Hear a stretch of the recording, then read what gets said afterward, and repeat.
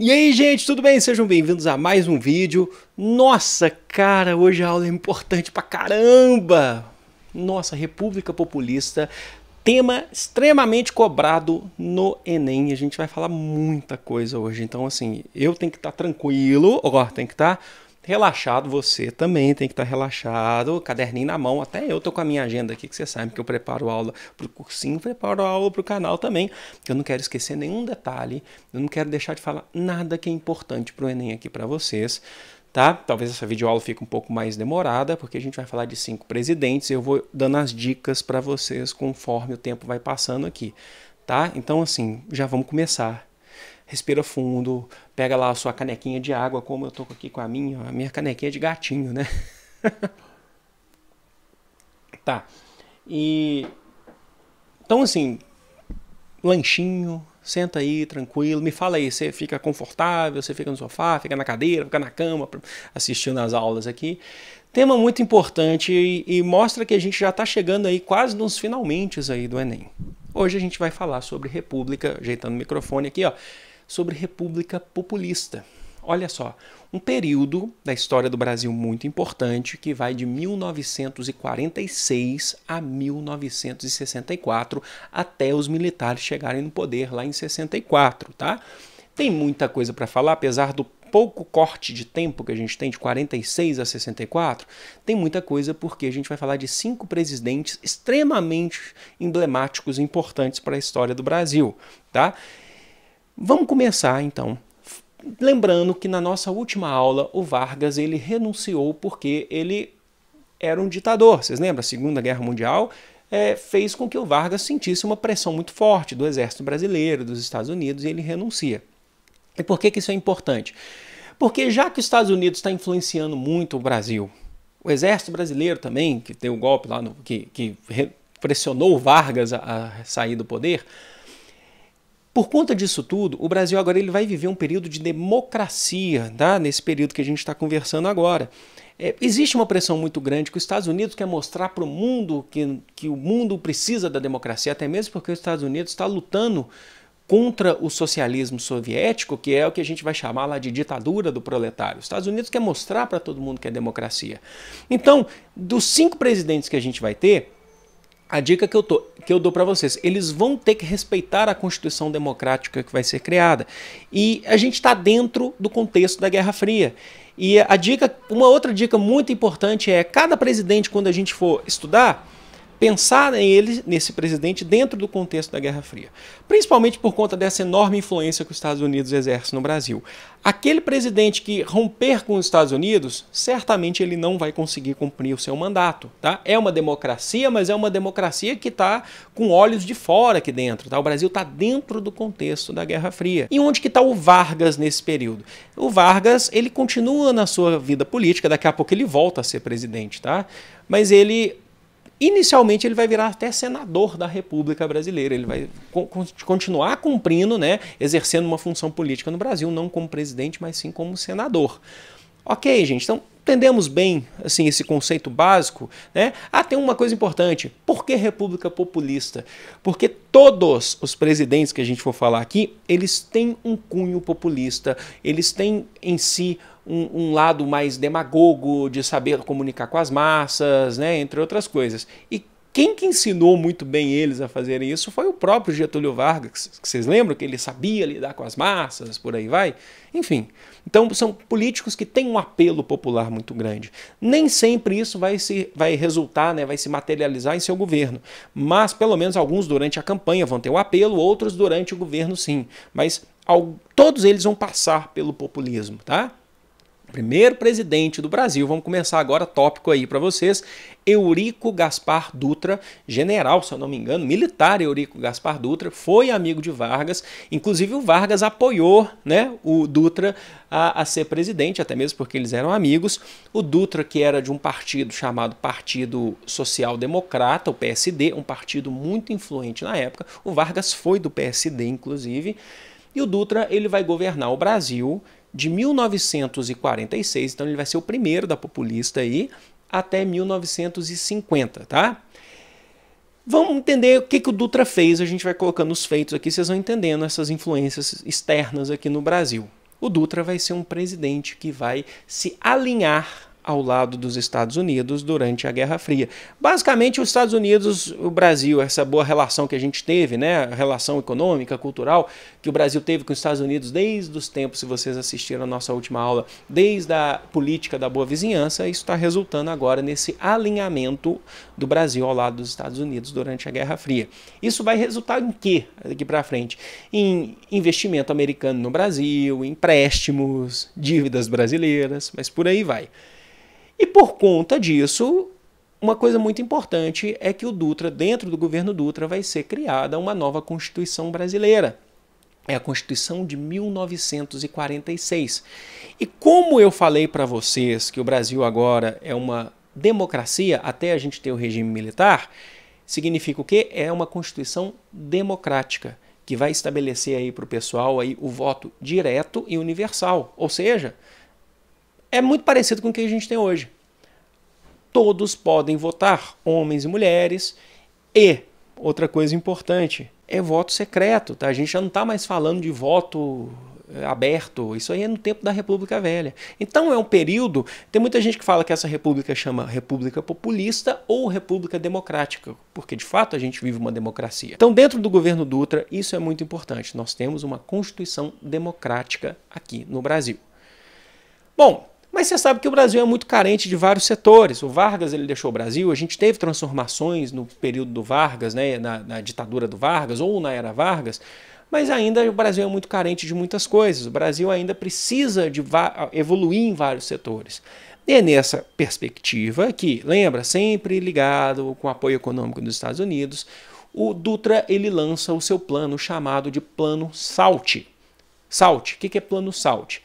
Cada letra ou cada sigla aí, sei lá o que, vai falar que é um setor que o Brasil precisa. Exemplo, Plano SALT significa saúde, alimentação, transporte e energia. Então, S de saúde, a L de alimentação, é isso mesmo? T de transporte e E de energia. Ah, mas e educação? E não é educação? Tem muita gente que fala educação. Não. Educação, gente, você sabe. É de chorar, né? Mas assim, sempre está deixado de lado, tá? Bom, beleza. Plano SALT, uma coisa muito importante que eu falo para vocês, que todo político aqui no Brasil vai ter um plano econômico ou um plano político, alguma coisa assim. Então, assim, se vocês quiserem chegar no Plano SALT, você está anotando aí, grifar, falar assim, ó, o Dutra, eu vou lembrar ele pelo Plano SALT. Assim como outros políticos daqui para frente, eu vou lembrar por outros planos ou tipo de política. Tá, o Plano SALT, vou dar umas dicas aqui do que foi feito pelo Plano SALT. Plano SALT, nós tivemos aí, importante no Brasil, a inauguração da usina hidrelétrica de São Francisco, que pega a bacia de São Francisco. Na verdade, a hidrelétrica de São Francisco ela começou a ser construída no Estado Novo, na era Vargas, que era aquela ajuda americana econômica aqui, vocês lembram? Mas ela é inaugurada no governo Dutra através do Plano SALT. Tá, importante, o Brasil tem bacias hidrográficas tremendas e é preciso começar a explorar isso, gerar energia para o povo brasileiro, não é mesmo? E uma outra coisa muito importante aí do Plano SALT é a construção da rodovia Rio-São Paulo. Olha só, que a gente popularmente vai conhecer como Rodovia Dutra ou Via Dutra ou Via Eurico Gaspar Dutra. Importante que é uma rodovia que liga Rio de Janeiro a São Paulo, Rio de Janeiro, que é muito utilizada até hoje. Então é um plano de desenvolvimento no Brasil, Plano SALT, certo? Que mais? Então, mais o quê? O Plano SALT, gente, é considerado um plano fracassado, porque ele foi um plano que prometeu muito e apresentou pouco, materializou pouco no Brasil. Então o Plano SALT, gente, apesar da construção da rodovia, apesar da hidrelétrica de São Francisco, ele ficou basicamente nisso. Tá? Não teve tantas coisas. Aí você fala assim, ah, mas não foi no governo Dutra que teve a construção do Maracanã? Foi, mas assim, é Plano SALT? Talvez, mas não tinha esporte no Plano SALT, tá? Porque o Brasil, ele participou, né? Ele sediou a Copa de 50, que foi considerada uma grande tristeza para o povo brasileiro. Tem ligação política? Lógico que tem, né? Porque o povo brasileiro esperava do desenvolvimento, que o esporte crescesse também, e o Brasil perdeu a final lá para o Uruguai, o famoso Maracanaço, né? Bom, O Dutra, ele cumpriu o seu mandato, tá? Ele cumpriu o seu mandato, ele esteve alinhado ao lado dos Estados Unidos, então isso já é uma garantia de se cumprir o mandato. Ele endividou um pouquinho mais o Brasil aí com esse plano SALT, tá? Mas não conseguiu desenvolver o tanto que se esperava, ok? Então ele vai sair aí de cena, a gente ainda não tem reeleição, então ele não se reelege, não existe a lei da reeleição. Já falei para vocês que isso é coisa dos anos 90. Depois do Dutra, quem que entra no poder? Tinha que colocar aqui, ó, Getúlio Vargas. O cara voltou. Olha só, a gente teve uma aula inteira sobre Vargas, agora a gente coloca ele num pedaço pequeno, mas que é muito importante também. Reparem que o Vargas vai ser eleito nas eleições de 1950 e vai governar o Brasil de 51 a 54. Ele não cumpre mandato, vocês vão entender já já. Mas ele vai até 54, ele agora é do PTB, o Partido Trabalhista Brasileiro, e é a primeira vez da vida do Vargas aí como presidente que ele é eleito pelo povo. Nossa, porque ó, em 1930, ele deu um golpe nos paulistas. Em 34, ele foi eleito pelo voto indireto, se vocês lembrarem da nossa última aula. Não foi o povo que votou. Em 37, ele dá um golpe nele mesmo. Ele vira um ditador. Ele fala assim, ó, cancelei as eleições de 38 e vira um ditador. E agora, em 50, ele é eleito pelo povo pela primeira vez. E ele vira presidente de 51 a 54 pelo PTB. Aí você fala assim, poxa, mas tá bom, Vargas virou presidente. O povo gostou depois ainda da ditadura? É porque vocês lembram que o Vargas deu benefícios para o povo? Pelo menos a imagem dele mostrava que ele dava benefícios, que ele já tinha aí aquele apelido de pai dos pobres, pai dos trabalhadores. Pois é, o povo foi lá e votou em Vargas. Só que agora, meus amigos, as coisas vão começar a mudar um pouco. Primeiro, o Vargas ele vai exercer uma política aqui no Brasil, aí é aquela parte que eu falo para vocês grifarem, assim como foi o SALT no Dutra, o Vargas aqui grifa isso aí, ó, que é uma política economicamente nacionalista. Significa o quê?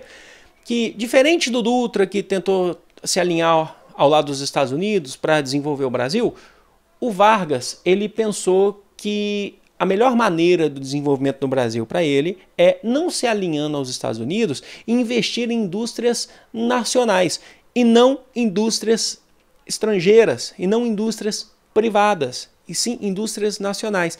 E logo de cara você já sabe que ele está rompendo com os Estados Unidos por conta disso, que os Estados Unidos ele quer vir aqui explorar o nosso território. Ele quer investir em indústria, ele quer fazer um monte de coisa, ter mão de obra mais barata. Então o Vargas ele está rompendo com os Estados Unidos. Isso é uma das explicações que eu falo para vocês porque ele não conseguiu cumprir mandato. Tem ligação direta. Então esse plano econômico, essa política, né, econômica nacional do Vargas vai gerar o que no Brasil? Vai gerar uma importante disputa pelo petróleo brasileiro. Ainda não tem a Petrobras, mas o Vargas ele está criando a Petrobras. Sabe que o Brasil tem riqueza de petróleo.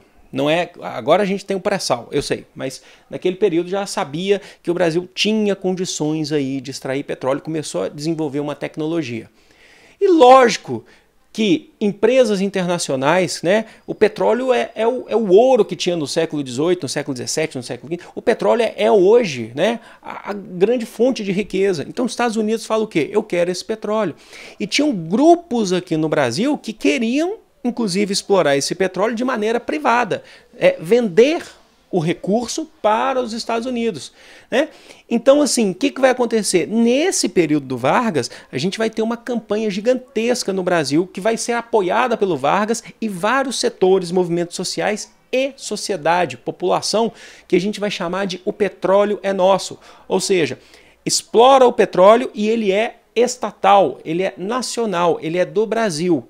Aí os Estados Unidos fica louco com isso, né? Fala assim, nossa, mas vocês querem pegar o petróleo para vocês? É porque os Estados Unidos ele quer um preço mais barato no petróleo, então ele quer explorar o petróleo brasileiro, porque é uma alternativa para eles, né? Você sabe que a gente está falando da maior potência capitalista, até hoje. E esses grupos aqui no Brasil que eram contra a estatização do petróleo brasileiro, o Vargas vai chamar de grupos entreguistas. A gente conhece por isso também, grupos entreguistas. São grupos que não querem a estatização do petróleo brasileiro. Entre esses grupos, a gente vai ter um partido político que talvez seja a maior oposição ao Vargas, chamado de UDN, União Democrática Nacional. Era um partido ligado aos interesses privados americanos. A UDN era chamada de grupo entreguista porque ela queria simplesmente privatizar todas as nossas riquezas naturais, tá? Um dos grandes líderes dessa UDN é um cara chamado Carlos Lacerda, que era governador do estado da Guanabara. E o Carlos Lacerda, tem muita gente que fala que ele queria ser presidente do Brasil, ele tinha ódio de Vargas, né? Então, assim, ele é uma personalidade extremamente confusa na história do Brasil, uma personalidade interessante, porém confusa, tá? Ali na UDN. E aí, que através dessa campanha O Petróleo é Nosso, a sociedade consegue estatizar esse petróleo. Fala assim, esse petróleo não vai ser de empresas internacionais. A UDN ficou aí, ó, derrotada, os Estados Unidos ficou derrotado nesse sentido. O exército brasileiro, que estava alinhado aos Estados Unidos, também era um grupo entreguista que ficou derrotado. Os empresários, né, entreguistas, né, que queriam lucrar com isso, foram derrotados. E dali surgiu em 1953 a criação da Petrobras, um grande avanço para a economia brasileira com a nacionalização do petróleo, a exploração e a posterior nacionalização do petróleo. Tá bom, gente, nacionalizou, o Vargas derrotou aí, junto com a sociedade, os grupos entreguistas, mas a pressão dos grupos entreguistas passou a ser muito maior em cima do Vargas. A pressão do exército, a pressão da UDN, a pressão dos Estados Unidos começou a ser muito maior em cima do Vargas. E eles entendiam que a melhor maneira de tentar destruir os planos do Vargas aí era, assim, tentar fazer com que o povo se afaste de Vargas, porque você sabe que o povo tá amarrado lá, tá guardado, né, tá agarrado, né, com Vargas e não solta de jeito nenhum.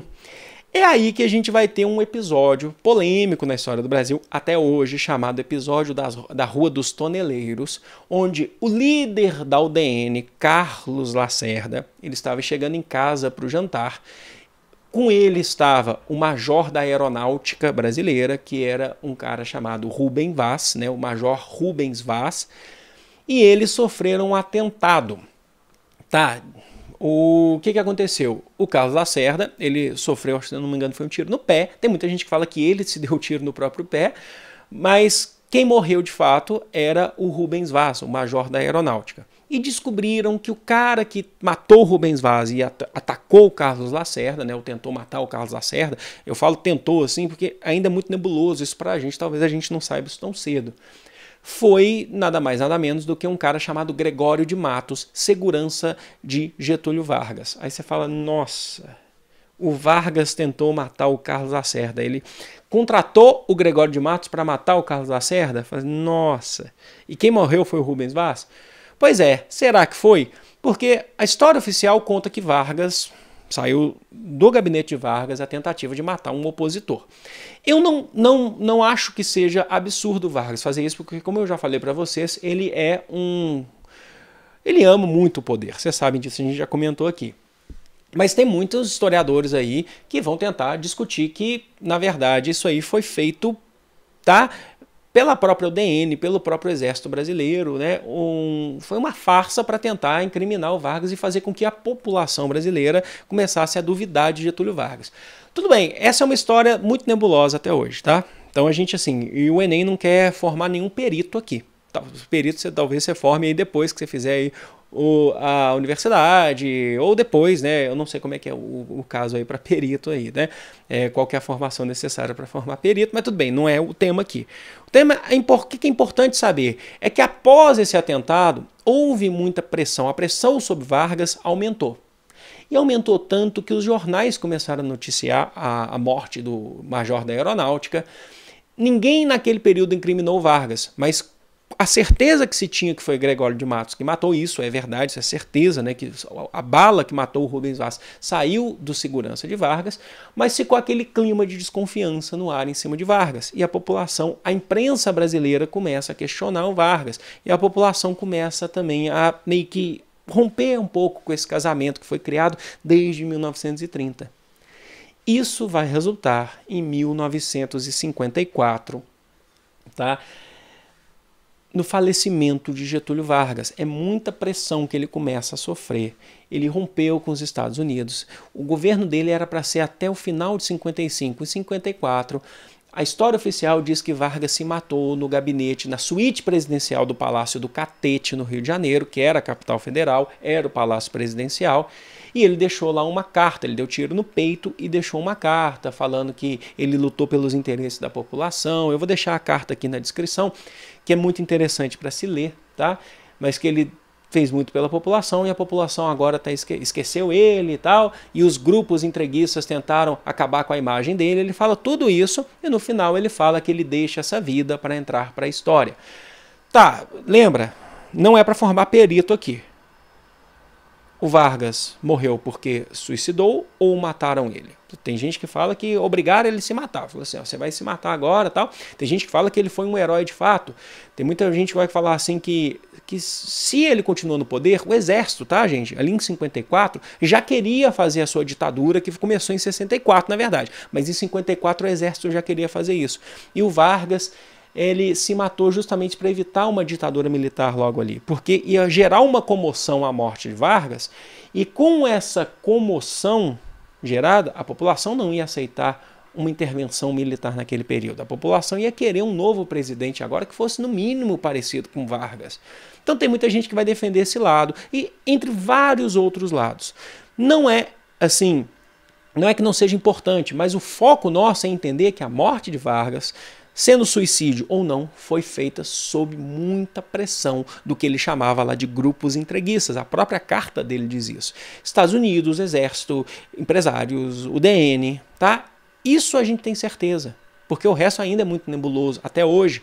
Mas isso a gente tem certeza que foi feito sob pressão. Ninguém se mata porque está feliz com a vida, que está bem num momento bom. Então ele se mata porque existia uma pressão. Teve um contexto social muito importante aí. Tanto é que o velório dele, gente, depois a população falou assim, nossa, Vargas morreu. O pai dos pobres, pai dos trabalhadores. Imagens do velório de Vargas é o povo se jogando em cima do túmulo, assim, é o povo se matando. Eu considero aí que a gente vai ter dois grandes exemplos de velórios assim que são gigantescos dessa maneira no Brasil. Tem outros que são grandes, mas gigantescos. O de Vargas, porque o povo se jogou, era o pai dos pobres, o pai dos trabalhadores, e a gente vai ter em 94 da Ayrton Senna. Ah, mas Ayrton Senna é figura política? Não, mas eu vou explicar isso lá na frente para vocês, é que nos anos 80 o Brasil está carente até de políticos, assim, hoje a gente está também. E nos anos 80, a década perdida, a gente estava mal das pernas. E aí o Ayrton Senna, como uma figura esportiva que representava o Brasil na Fórmula 1, ele se tornou essa figura para tentar suprir as carências do povo, né? Então por isso que você também teve uma comoção muito grande. Ok, o Vargas faleceu, muita pressão. Mostrei para vocês aqui que se aliou aos Estados Unidos, você termina o mandato, se você não aliou, você está lascado, você morre ou renuncia ou sofre golpe de alguma maneira. E de 54 a 56, quem cumpre o mandato do Vargas é o vice dele, o Café Filho. Só que o Café Filho não entra na República Populista, que a gente vai falar aqui, porque ele só cumpriu o mandato, não tem um grande feito. Tanto é que o próprio Café Filho diz, eu vou cumprir mandato. Também nessa panela de pressão que o Brasil está vivendo, quem que quer fazer alguma coisa, né? Tem que ser assim, muito corajoso. E o Café Filho fala, ó, Vargas morreu, eu cumpro só o mandato, não me julguem, tá? E é aí que em 55, para iniciar o seu governo em 56, a gente vai ter um presidente extremamente emblemático aqui, talvez é o que a gente vai falar que tem mais feitos aqui na República Populista, que é Juscelino Kubitschek, o famoso JK, que já era uma figura importante para Minas Gerais, tinha sido prefeito de Belo Horizonte, tinha sido governador de Minas, nasceu em Diamantina, aqui em Minas Gerais, médico, figura extremamente inteligente, extremamente importante, que assumiu o governo de 56, tá? E ficou lá até 59. Partido PSD, o Partido Social Democrata, e o Juscelino Kubitschek, é um partido de certa forma, tá, que tinha aliança com o partido de Vargas. PSD e PTB eram partidos muito próximos até então. Tá? Quem que está por fora aí correndo aí é o DN, né, que a gente já falou aqui. O Juscelino, olha lá, risca aí. O plano econômico dele, o tipo de governo dele, a gente chama de nacional-desenvolvimentismo. O que é isso? Nacional-desenvolvimentismo. É diferente de Vargas, que é nacionalista. Nacional-desenvolvimentismo é desenvolvimento do Brasil, da nação. Tá? Não necessariamente com empresas estatais. Nesse caso de Juscelino, com empresas privadas. Então o Brasil está se abrindo novamente ao capital internacional para promover o nacional-desenvolvimentismo. o Brasil pegou empréstimos assim gigantescos com o FMI nesse período, Fundo Monetário Internacional. A dívida do Brasil cresceu gigantescamente, muito, com o Juscelino, para poder desenvolver o Brasil, o famoso nacional desenvolvimentismo, onde ele dizia que ia fazer as metas, cumprir as metas do desenvolvimento do Brasil, uma a uma, que é o famoso plano de metas. Uma a uma, eu vou cumprindo metas de desenvolvimento do Brasil, e esse é o período de maior desenvolvimento do Brasil mesmo, até mais do que o Vargas, de tudo que a gente já falou de Vargas. E ele dizia que ele tinha um mandato de 5 anos, os mandatos eram de 5 anos, e ele ia cumprir o seu mandato desenvolvendo o Brasil esse tempo todo. Ele dizia, vou fazer o Brasil desenvolver 50 anos, só que em 5. 50 anos, só que em 5. Aí você fala assim, 50 anos em 5? Nossa, é coisa pra caramba. E tem gente que fala que por conta das dívidas para isso, é fazer o Brasil endividar 50 anos em 5. Não desenvolver, ou não só desenvolver. Vocês vão ver que o Brasil vai ter um crescimento grande agora, tá? Mas entendam que com o FMI a gente vai ter também uma inflaçãozinha aí que a gente vai falar mais pra frente, tá? Beleza, gente, tá lá Juscelino Kubitschek. Vamos colocar em prática agora esse plano aí nacional desenvolvimentista dele. Primeira coisa, com dinheiro emprestado aí do FMI, investimento, caixa aqui para o Brasil, ele investe em indústrias de bens de consumo não duráveis. O que são bens de consumo não duráveis? Eletrodoméstico, rádio, por aí vai, tá? O que é importante saber disso? Não duráveis, principalmente o rádio, significa que não tinha rádio no Brasil antes? Lógico que tinha, mas o Brasil importava rádio. Agora, são empresas internacionais que estão aqui no Brasil, multinacionais, fabricando rádio no Brasil. Então, como a fabricação é aqui no Brasil, ele fica mais acessível para as pessoas comprarem. Vocês estão entendendo o que está rolando? Então as pessoas começaram a comprar rádio, a dar com pau aqui. Compra rádio e depois vai vir a TV também. Olha só, são bens de consumo não duráveis, tá? Eletrodomésticos, rádio, aqui que vai chegar aquele ferro de passar Black Decker, né, que todo mundo adora, que é aquele ferro preto e prateado, vocês sabem, que de metal mesmo, assim, que até hoje é o melhor de todos, né? É aqui que você vai ter aquela lavadora Brastemp que a sua avó, o seu avô tinha lá, aquela que durou durante anos, é aqui. Não duráveis, porque só que dura muito, vocês percebem? São coisas assim que são fabricadas no Brasil, com peças boas e por aí vai. Mas no rádio é interessante vocês pensarem nisso, porque como teve a popularização do rádio, é que grandes cantores do rádio começaram a fazer sucesso no Brasil. As radionovelas, né, começaram a fazer sucesso no Brasil. E por conta desse glamour, o período do JK também é conhecido como anos dourados. São anos assim de progresso desenvolvimentista no Brasil e também no rádio, depois na TV. Olha que interessante. Mas também a gente vai ter a indústria de bens de consumo duráveis, que a gente resume em uma aqui para a JK, indústria automobilística. Sim, duráveis são principalmente aqui automóveis. E é nesse período que chega no Brasil a General Motors e a Volkswagen. É nesse período que a gente começa a fabricar o nosso próprio Fusca, né? O Fusquinha, que são 2 momentos, com o JK e depois lá na frente, nos anos 90, com Itamar Franco. Olha só que interessante. Estão sacando o desenvolvimento de JK aqui no Brasil?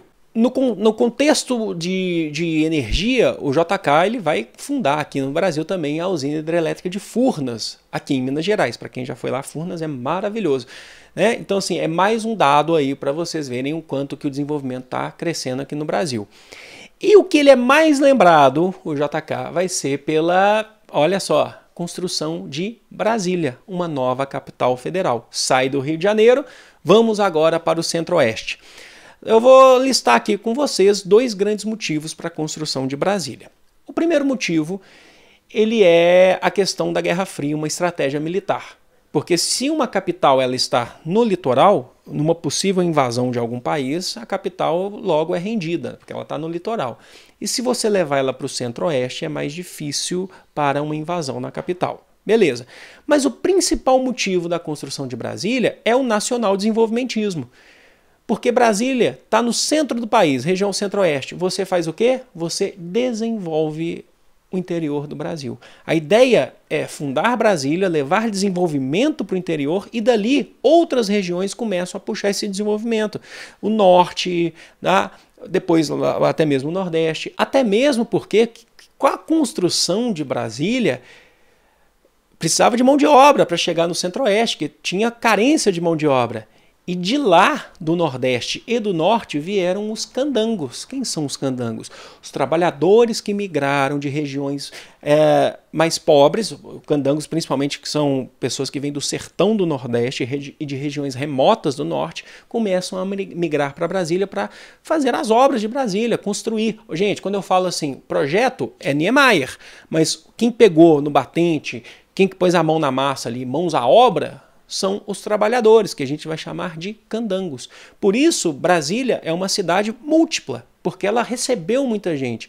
E detalhe, com esse desenvolvimento, agora um dado importante, se você quiser grifar aí também, passar seu marca-texto, muito importante, é no período de JK que a gente vai ter esse desenvolvimento muito grande, construção de Brasília, indústrias, que a população urbana ultrapassou em número a população rural, justamente por conta dessa vida na cidade, vida nas fábricas, nas obras. Então a gente tem aí, muito importante, o êxodo rural, característico do governo de Juscelino Kubitschek. Tem mais, JK? Tem. Ele também propõe aí a construção de rodovias federais, as famosas BR, que vão ligar Brasília a outras capitais. Olha só o desenvolvimento que o JK está trazendo para o Brasil. As BRs não ficaram prontas? Não ficaram, mas o plano, pelo menos, foi desenvolvido aí pelo plano de metas de JK. Ele também propôs a construção da Sudene, que é muito importante. Olha, estou falando coisa pra caramba aqui, gente, vocês estão percebendo. Superintendência de Desenvolvimento do Nordeste, que vai ser uma empresa que vai cuidar para resolver problemas sociais no Sudeste, tá? Superintendência de Desenvolvimento do Nordeste. Só que tem essa empresa vai receber vai receber aí, o governo, na verdade, vai injetar dinheiro na Sudene e ela vai ajudar ali a combater a seca, a fome, a crise no Nordeste. Só que tem um problema. Com tudo isso que a gente falou, mais a Sudene ela não chegou a funcionar no governo JK. Ela virou uma empresa fantasma. Ela recebeu dinheiro, mas não desenvolveu o Nordeste. E por conta disso tudo, dessas grandes obras que a gente está falando, o JK começa a ser acusado de corrupção, porque está movimentando muito dinheiro no Brasil. Entendam, a corrupção vai ser o seu próprio fim. Ele conclui seu mandato, está alinhado ao lado dos Estados Unidos, mas o governo dele vai acabar meio que em baixa, justamente por conta de movimentar tanto dinheiro, ser acusado de corrupção, a Sudene não ter funcionado, as rodovias não terem ficado prontas, apesar de Brasília iniciar sua construção, não foi inaugurada no governo dele, mas iniciou a construção, apesar da indústria automobilística, do rádio, por aí vai. A gente teve muito dinheiro sendo injetado, o que gerou uma enorme inflação no Brasil. Enorme inflação. E a gente desenvolveu áreas que são extremamente importantes, mas não cuidamos das desigualdades sociais. Então, por exemplo, você tem rádio, tem carro, mas não tem comida. E aí que o governo do JK vai acabar. Ufa, gente, estão anotando tudo aí? É muita coisa, né? Estou tentando colocar tudo num vídeo só, tá? Não quero ficar cortando no meio, não. Faltam 2 presidentes. Agora eles são um pouquinho mais rápidos. O próximo presidente do Brasil vai ser o Jânio Quadros. Essa é a personalidade mais assim confusa da história do Brasil. Jânio Quadros é um político que era de um partido chamado PTN, Partido Trabalhista Nacional, mas que fez uma coligação com a UDN. Olha só, a UDN vai conseguir chegar ao poder pela primeira vez através dessa coligação com o Jânio Quadros. Tem muita gente que vai falar então que o Jânio ele era da UDN. Pode considerar, a gente não tá, o Enem não vai te cobrar se é PTN, UDN, mas saibam que a UDN está ali muito presente na sua campanha eleitoral. E a campanha do Jânio Quadros foi feita muito em cima dizendo que ele ia acabar com a corrupção do Brasil, acusando o Juscelino Kubitschek de corrupção. O símbolo da campanha dele era a vassourinha, que ele dizia que ia varrer a corrupção do Brasil. O próprio jingle dele era um jingle da vassourinha extremamente emblemático. Se você procurar no YouTube aí, você vai rachar de rir. Mas ele é um jingle político, é para isso mesmo. Ele serve para grudar na tua cabeça. O Jânio Quadros ele era extremamente populista durante a sua campanha eleitoral, uma figura assim, extremamente engraçada de se você pensar na vida dele, mas extremamente populista, no sentido de que ele andava com um sanduíche de mortadela Tem gente que fala que é verdade, tem gente que fala que é mentira, mas vamos contar a história que sempre dizem. no paletó, porque se viesse a imprensa, se viesse o povo quando tentar conversar com ele durante a campanha, ele mostrava que ele estava comendo também comida popular, né? Essas coisas todas. Jogava a caspa no paletó para falar, olha só, sou do povo, né? Estratégia política. E o Jânio Quadros é eleito presidente, tá? Talvez, assim, em campanha tenha sido o que tenha dado assim, o maior apelo populista. E ele era a favor da moral e dos bons costumes. Apesar de populista desse jeito, ele falava assim, eu sou a favor da moral e dos bons costumes.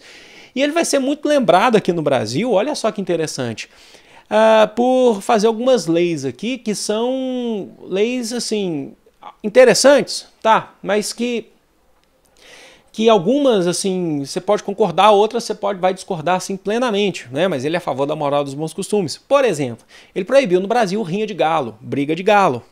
Eu concordo, tá? Colocar animal para brigar não tá com nada. Ele proibiu no Brasil a utilização de lança-perfume, que o pessoal cheirava aí, né, em festas de carnaval, tá? Tá de acordo com a moral dele, a favor da moral dos bons costumes.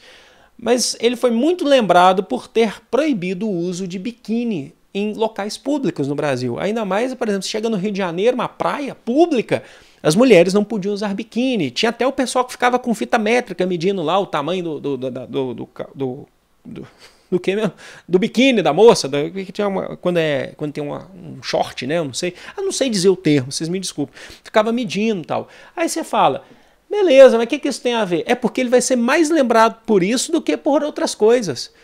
Eu falei aqui para vocês de Dutra, Plano Salt, Vargas, nacionalismo, JK, nacional desenvolvimentismo, e Jânio Quadros, biquíni.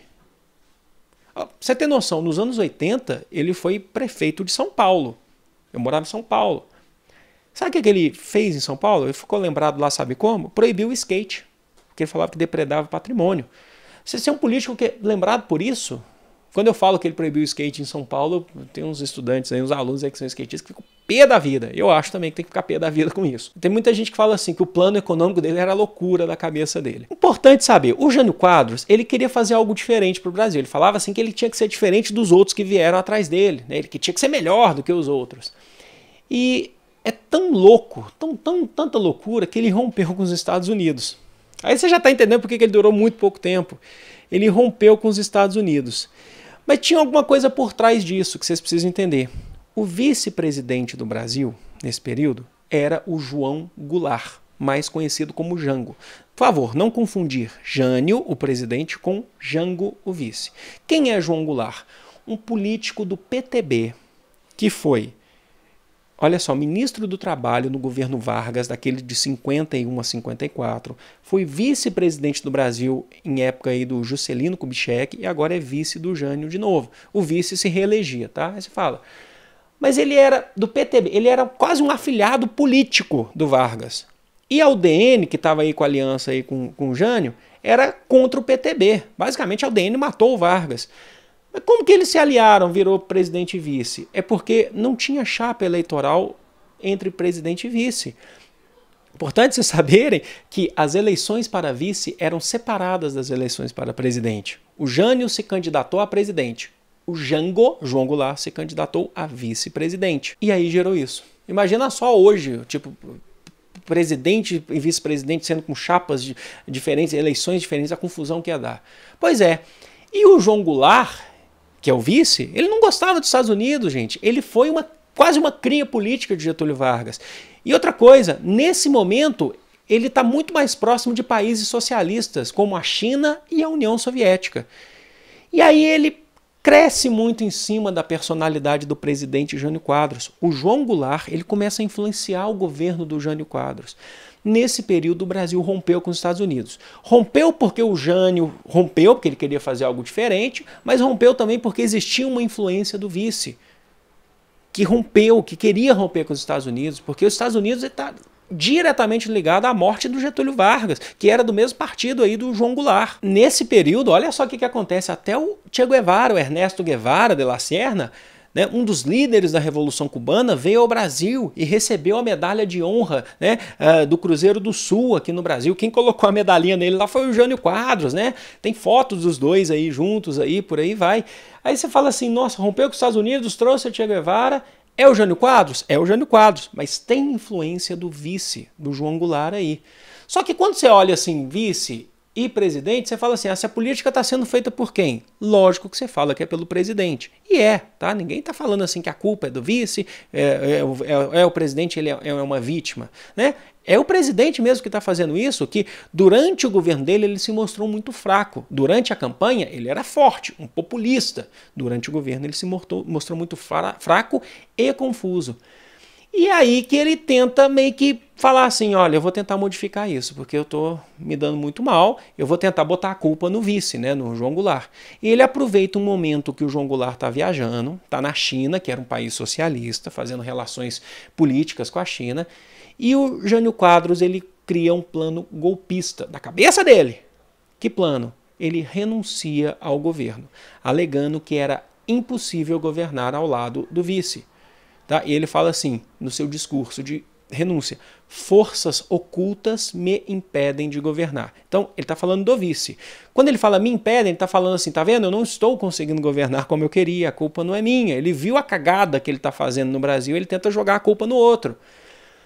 O que ele esperava com isso? Ele esperava que a sociedade reagisse de maneira positiva em relação a ele. A sociedade o colocasse de volta e retirasse o vice. Mas não foi isso que aconteceu.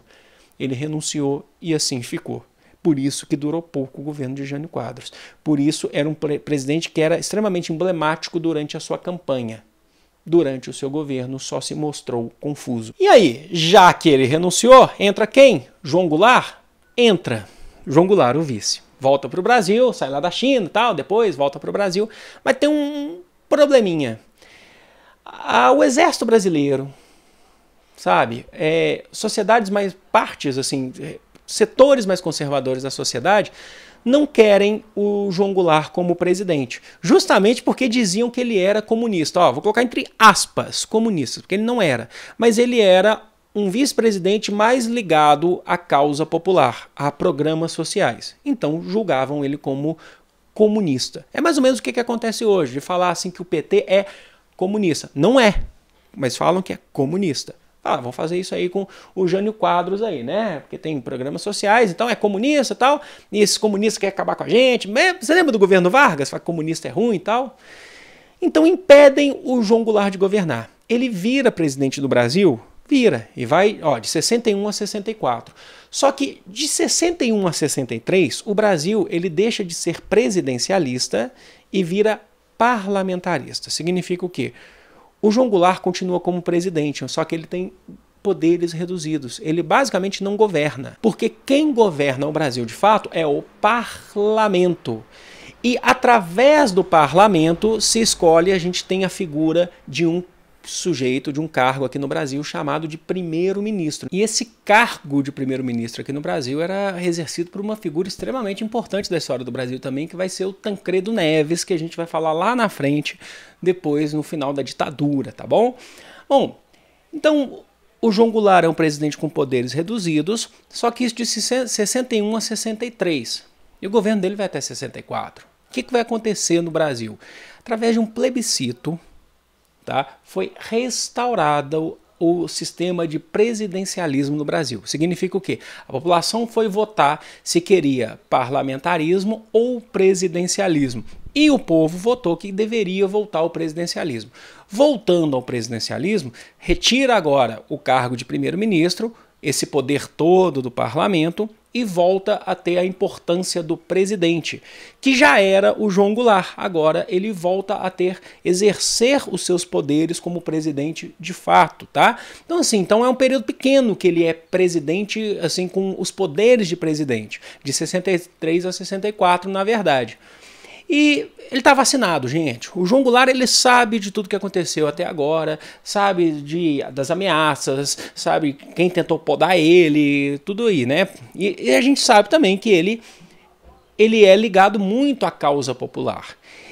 E aí ele começa também a elaborar o seu governo agora, nesse pouco tempo que a gente tem agora.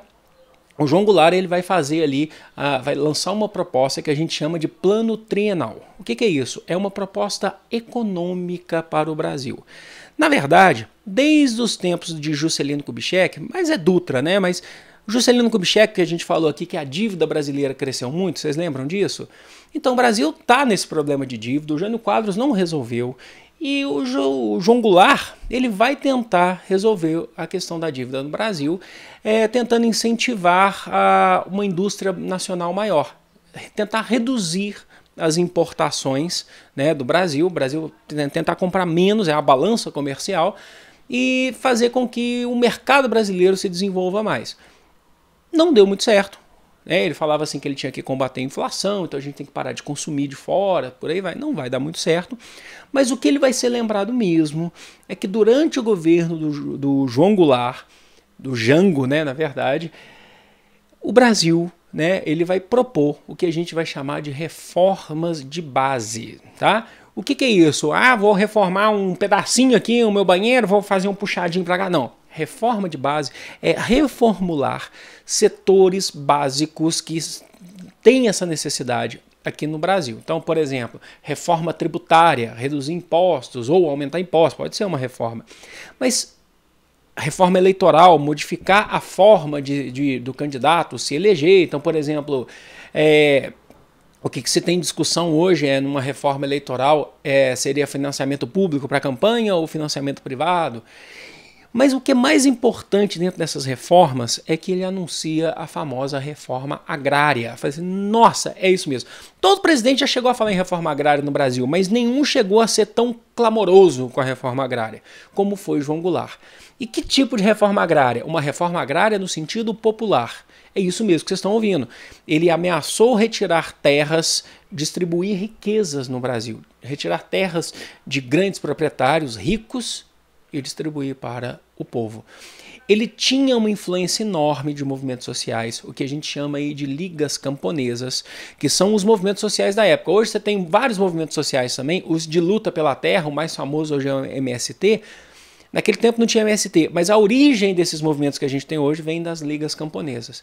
E ele anuncia que ele vai reformular esse setor. Ele vai fazer uma distribuição de renda e de terras maior aqui no Brasil. Aí todo mundo quer, né? Vai ao delírio. População carente, pobre no Brasil. Inclusive uma população carente que enxergava no João Goulart uma figura muito próxima do que foi o Getúlio Vargas, até mesmo porque eles eram ligados, né? Nos tempos do governo de Vargas, eles eram muito ligados.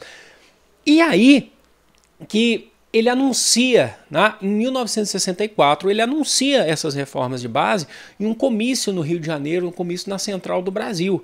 E ele fala ali, vou fazer reformas, vou distribuir as terras para a população carente no Brasil. E reparem que agora ele está mexendo com setores assim que não vão gostar muito disso, que são os setores mais conservadores da sociedade brasileira, estão sempre ali. Quiser entender um pouco da política do Brasil hoje, pensa muito no conservadorismo. Conservadorismo, eu já falei em outros vídeos aqui, ele quer conservar grupos no poder, grupos políticos e econômicos no poder, e não querem esse radicalismo todo. Então, assim, hoje a gente tem um conservadorismo gigantesco. O Brasil é um dos países mais conservadores do mundo, né? O Brasil é um dos países mais conservadores do mundo. E quem são esses setores? Grandes empresários, proprietários de terra, o próprio Estados Unidos que fala assim, nossa, vocês vão, sério mesmo que vocês vão fazer reforma? Isso é coisa de comunista, né? Não quer isso. O exército brasileiro, extremamente conservador, positivista.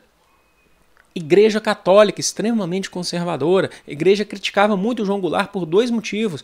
Porque esse radicalismo, né, de falar que ele era comunista, era uma afronta à família tradicional. E o outro motivo é que a igreja tinha terras no Brasil. Né? A UDN falando, você é doido fazer isso. E aí que começa a se esboçar um golpe militar. Prestem bem atenção, eu falei do jeito que o Enem cobra, do jeito que a maior parte todas as provas cobram, e do jeito que é. Golpe militar. Prestem bem atenção que a gente vai discutir isso. Setores conservadores, aí nesse caso a Igreja Católica, vai promover uma marcha no Rio de Janeiro, depois em São Paulo, chamada Marcha da Família com Deus, contra o João Goulart. E eles pregavam o famoso TFP, Tradição, Família e Propriedade, contra o João Goulart. O clamor popular foi muito grande. Essa marcha deu mais de 100 mil pessoas. em São Paulo, por exemplo. E a população começou a falar, a gente está ligado a um presidente doido como esse, ou a gente está ligado à Igreja Católica, porque entrou religião. Você sabe que é muito difícil aqui no Brasil, e o conservadorismo se faz muito através da religião aqui no Brasil. Estou fazendo aquela crítica histórica, que tem que ser feita, tá, gente? Não é no sentido pejorativo, que você sabe que eu não faço isso aqui. E aí que começa a se desenvolver esse golpe. Sai em Minas Gerais, um dos estados mais conservadores do mundo, porque do Brasil ele já é o mais conservador. Em Juiz de Fora, olha só, um general importante na história do Brasil, que eu falei na última aula para vocês, que foi o cara do Plano Cohen, que na época apoiava o Vargas, agora ele é do Exército, o Exército se voltou contra, chamado Olímpio Mourão Filho, junto com outros membros ali do Exército, junto com depois o posterior governador de Minas Gerais, o famoso Magalhães Pinto, que dá o nome ao Mineirão, o estádio Mineirão, junto com setores da Igreja Católica, exemplo, a Liga das Mulheres Católicas Mineiras, começa a organizar esse golpe e o Exército Brasileiro anuncia que vai retirar João Goulart do poder. Brasília está mantendo, já que Brasília é uma capital nova, ela está mantendo o poder legislativo. O poder executivo ainda está no Rio de Janeiro. E eles anunciam, para tirar o poder executivo, então é no Rio, não em Brasília. Por enquanto, depois o poder executivo ele se locomove para Brasília, tá? E eles anunciam que eles vão marchar até o Rio de Janeiro para tirar o presidente do poder. Isso no dia 31 de março de 1964. Então o destacamento do Exército Brasileiro sai de Juiz de Fora, que está perto do Rio de Janeiro, marchando. Todo mundo no Exército achou que era certo isso? Tem gente que, por exemplo, o primeiro presidente do Brasil, Castelo Branco, o primeiro presidente do regime militar, ele achou que isso aí foi uma atitude precipitada, que ainda não era o momento. E eles anunciam o João Goulart. O João Goulart, desesperado, falou assim, vou tomar um golpe militar, e o golpe militar de Estado é ou você sai ou você morre. Né? Ou você sai, renuncia, né? Ou você vai morrer, vai ser preso, sei lá o quê. O João Goulart, ele viaja do Rio até Brasília para pedir apoio do Poder Legislativo e ele não consegue esse apoio. E aí que ele renuncia ao seu governo, foge lá para o Rio Grande do Sul e depois ele se exila no Uruguai. E aí os militares, já no desenvolvimento, lá no dia 1º de abril, dia 2 de abril, depois dia 3 de abril, começam a dominar o poder, colocar o exército nas ruas para começar esse período de ditadura. Tenho amigos, colegas de profissão que vão falar que não foi um golpe porque existia vacância do governo. João Goulart renunciou. Gente, mas eu defendo que foi golpe. O Enem defende que foi golpe também. Principalmente porque ele renunciou? Renunciou, gente, renunciou. Só que por que ele renunciou? Porque ele quis? Existia uma pressão em cima disso. Tá? Então foi um golpe, foi uma renúncia extremamente forçada. Ou você renuncia ou você morre, ou você renuncia ou você é preso. É assim que funciona um golpe de Estado. Então foi golpe definitivamente em 1964. Sociologicamente e historicamente não está errado você chamar golpe. Está mais do que correto. Eu estou aqui para te ajudar a entrar na universidade, fazer um bom Enem. Então entendam nesse sentido, ok? Alguns militares depois vão falar que foi a revolução. Mas também é questionável. Esse termo é feito por alguns militares e não por todos os setores. Porque revolução, a gente já falou aqui mais de 1000 vezes em aula, que são processos transformatórios da sociedade, que transformam a sociedade. A ditadura militar, ela não transformou a sociedade. Inclusive, quando a ditadura entrega, os militares entregam o poder, o Brasil ele está muito mais em crise econômica, só se transformou para pior, do que quando começou. Porque o Brasil tinha aumentado a sua inflação e os militares falaram que iam combater o comunismo, resolver o problema da inflação no Brasil. Inclusive, apoiados pelos setores conservadores e os Estados Unidos, diziam que ia fazer uma recuperação econômica. Até um certo momento parecia que ia fazer, mas no final das contas retrocedeu mais do que avançou. Então não foi revolução. Outros militares vão falar que foi um processo contra-revolucionário e não revolucionário, porque tentaram barrar a revolução que o João Goulart iria fazer, que também é questionável, tá, gente? Porque o João Goulart ele não chegou a fazer as reformas, não fez reforma agrária, não é só porque não deu tempo, é porque a gente sabe muito bem como é que funciona no Brasil um processo transformatório. Anunciar é uma coisa, fazer é outra, tá? Então, assim, não existia, João Goulart não era socialista, era um político mais voltado à esquerda, com ideais mais voltados para programas sociais, como foram a proposta das reformas. E aí vocês começam a pensar no dia de hoje também, né? Quando vão falar assim que o Brasil está passando por revolução. Eu não estou vendo nenhuma transformação no Brasil definitivamente para a gente falar que a gente está passando por revolução, ok?